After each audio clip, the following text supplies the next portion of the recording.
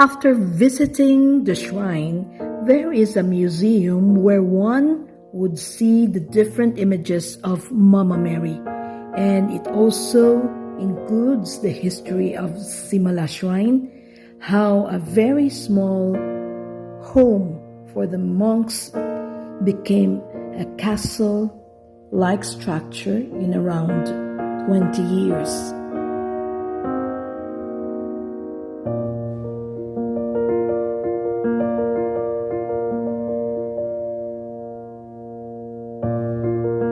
As you fall in line to visit the miraculous Mother Mary, you will pass by so many images of Mother Mary.